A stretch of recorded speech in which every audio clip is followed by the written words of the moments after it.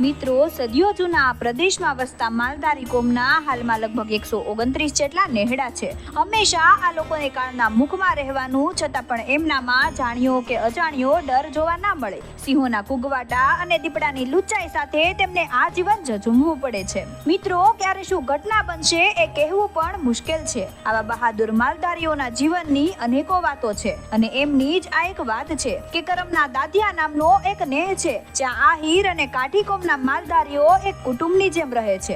સવારમાં સૂરજ ઉગતા જ માલધારીઓ પોતાના ઢોર લઈને ચરાવવા નીકળી જાય અને સ્ત્રીઓ ઘરે રહીને 500 ભેંસુના મેળવેલા દૂધને વલોવે છે અને જેવી સાંજ પડે છે કે તરત જ બળતણ વીણવા માટે ગીરમાં નીકળી પડે છે.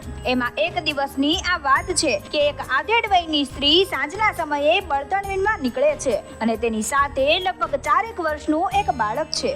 આ સ્ત્રી તો સૂકા લાકડા વીણતી આગળ નીકળી ગઈ અને પેલું જે બાળક હતું એ ફૂલડા છૂટતું તેની માં સાથે પાછળ જતું હતું. એટલામાં આ બાળકની નજર સામે રહેલા એક પથ્થરના ભેખડ પર પડી, જ્યાં એક ગલુડિયા જેવું પ્રાણી એવો અવાજ કરતું હતું. એટલે આ બાળક પેલા પથ્થરના ભેખડ પર ચડીને પેલા ગલુડિયા જેવા નવજાત શિશુને જોવા લાગ્યો. આ બચ્ચું પોતાના નાના પગ વડે ભેખડ પરથી ઉતરવાની કોશિશ કરતું હતું, પરંતુ તે ઉતરી નહોતું શકતું. એટલે આવો વિચિત્ર અવાજ કરતું હતું. આ બંને બાળક એકબીજા સામે જોઈ રહ્યા અને ક્ષણવારમાં તો આ બંને વચ્ચે દોસ્તી થઈ ગઈ. પેલા માલધારીના બાળકે તો આ બચ્ચાને પોતાની ગોદમાં તેડી લીધું અને પોતાના નવા મિત્રની પીઠ પર વહાલથી હાથ ફેરવવા લાગ્યો. આ નવા મિત્ર સાથે આ ભોળો શિશુ કાલી બોલીમાં વાત કરતો હતો, પરંતુ ત્યાં જ પાછળથી ડણક સંભળાણી. માલધારી સ્ત્રી તો ચોંકી ઉઠી. તેને પોતાની સાથે આવેલ બાળક યાદ આવ્યું અને તેનો જીવ તો અડધો થઈ ગયો. આ સ્ત્રીએ તો કરકટિયાને પડતા મૂકીને દોટ મૂકી.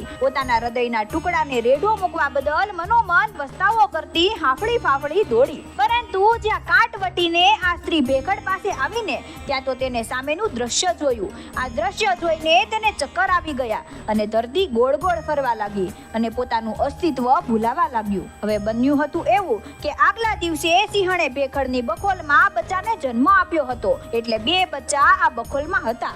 એમાંનું એક બચ્ચું બહાર નીકળી ગયું, કારણ કે સિંહણ શિકાર કરવા માટે નજીકમાં ગઈ હતી અને એની પાછળ આ બચ્ચું પણ નીકળી ગયું. પરંતુ માનવ બાળની ગંધથી આ સિંહણ તરત જ પોતાની બખોલ તરફ દોડી. સાહેબ, જ્યારે તેણે પોતાના શિશુને પેલો બાળક ઉઠાવી જતો જોયો એટલે એણે દૂરથી જ ત્રાડ નાખી હતી અને આ બાજુ પેલા માલધારી શિશુની માતા પોતાના બાળકના રક્ષણ માટે દોડી.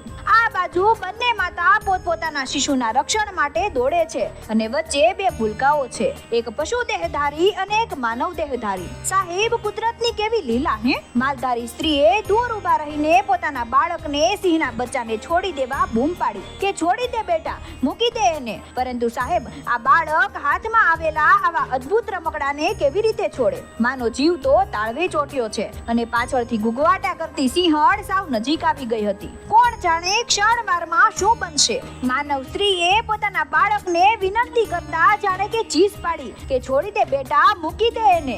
અને પછી તો સિંહણ બાળકથી માત્ર 7 ફૂટ દૂર પાછળ ગુગવાટા કરતી ચાલી આવતી હતી. માલધારી બાળક સિંહના શિશુને પડતું મેલીને દોડીને માની ગોદમાં લપાઈ ગયું અને આ બાજુ પેલું સિંહનું બચ્ચું પણ પોતાની માની ગોદમાં લપાઈ ગયું. સાહેબ, સામે 2 માતાઓ છે અને વચ્ચે તેમના 2 શિશુઓ છે. થોડી વાર તો આ બંને માતાઓએ આંખ મિલાવી અને માલધારી સ્ત્રી પાછા પગે પોતાના ઘર તરફ ચાલી ગઈ. જ્યારે સિંહણે જંગલમાં પોતાની બખોલમાં જવું હતું. આમ બંને માતાઓ પોતાના શિશુને લઈને ચાલી ગઈ. તેમના ખોળિયા તો જુદા હતા, પરંતુ પોતાના શિશુ પ્રત્યેની મમતા અને પ્રેમમાં કશો જ ફરક નહોતો. એટલે મિત્રો, કહેવાનો અર્થ એ છે કે માનવ હોય કે પશુ, સૌના માતૃ હૃદય તો સરખા જ હોય છે. તો મિત્રો, વિડીયો પસંદ આવ્યો હોય તો વિડીયોને લાઈક કરો અને વધુમાં વધુ શેર કરો તથા અવનવા આવા જ વિડીયો જોતા રહેવા માટે અમારી ચેનલને ફોલો તથા સબસ્ક્રાઇબ કરવાનું ના ભૂલતા. ધન્યવાદ.